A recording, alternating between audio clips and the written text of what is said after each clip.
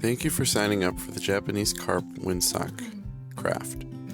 In your kit, you will find the following materials for building your windsock: a cardboard tube, a variety of colored paper, a fish-shaped template, a fish scale template, a length of yarn.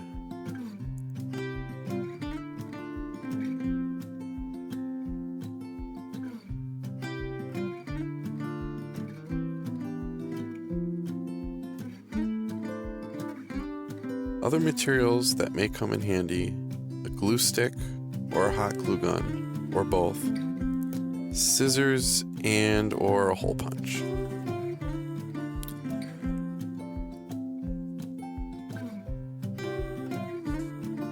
We will begin with the fish template, as this is the basis for the rest of the craft. To begin, simply use a pair of scissors to cut out the fish shape. Cut only along the outside lines. Do not cut the template in half, as you will later need to fold along this line.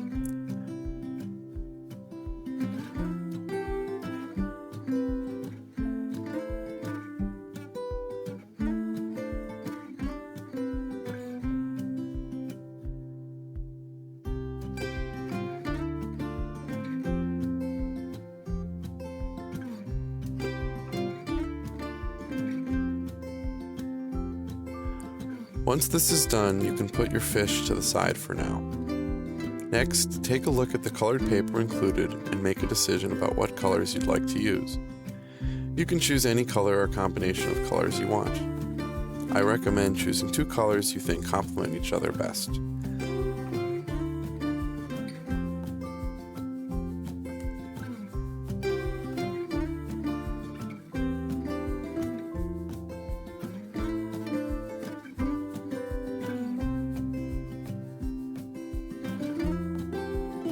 Take a full sheet of one of the colors you've chosen and wrap it around the cardboard tube.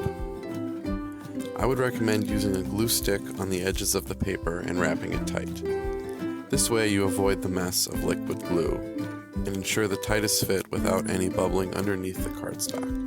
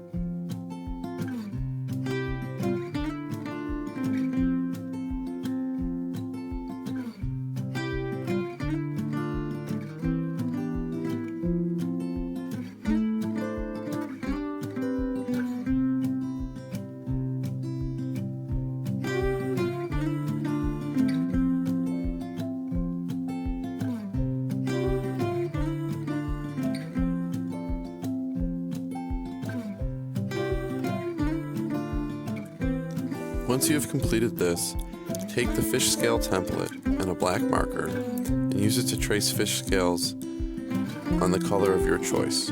You will probably need a full sheet of at least each color, or 2 sheets of one color if you decide to do that.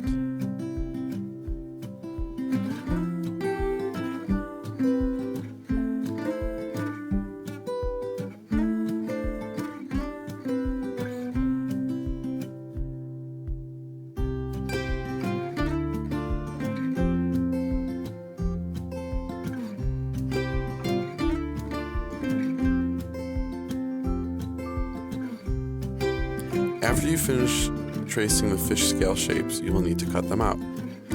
When cutting, make sure to cut on the outside of the dark lines you've made with your marker, as this will provide definition to your final project once you have attached the scales to the cardboard tube. Don't worry about being too precise, as you can touch up the lines with your black marker if needed.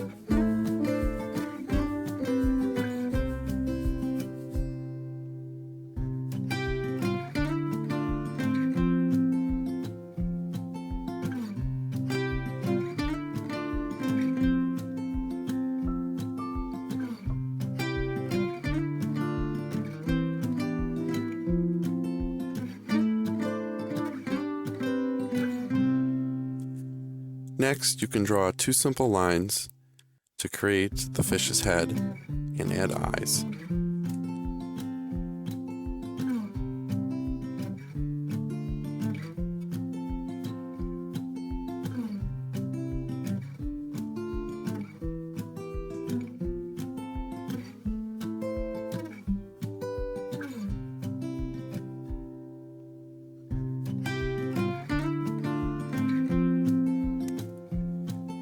Now that your scales are cut out, you want to adhere them to your template. The best way to do this is to start at the bottom of the template and use your glue stick to apply the scales, moving upwards, overlapping the scales as you move towards the head of the fish.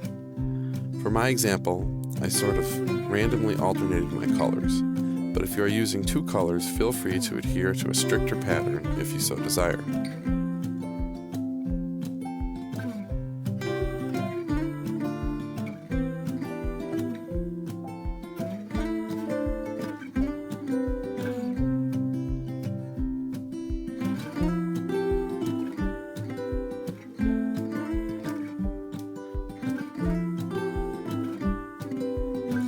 Once you have adhered the colored scales to the fish outline, you can trim along the edges and get rid of any overlap.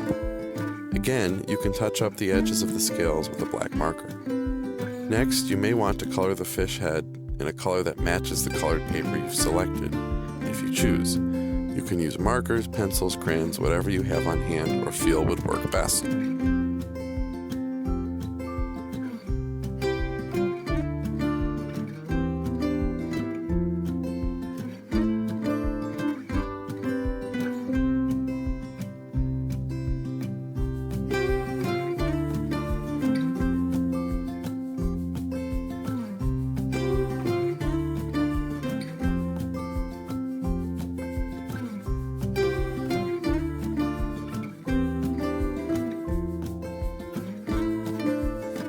Now comes perhaps the most challenging part, and the step where liquid glue or ideally a hot glue gun will come in handy. This is especially true when it comes to any scales that may be coming up as you perform this next step.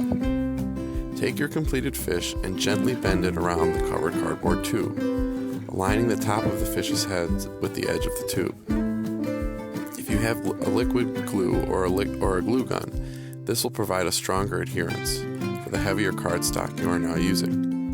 As you bend the fish around the tube, you will probably have some fish scales pop up as you bend them.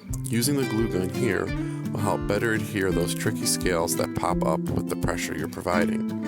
The hot glue is both the strongest and dries very quickly, which means you will probably only have to hold your scales in place for a minute or so.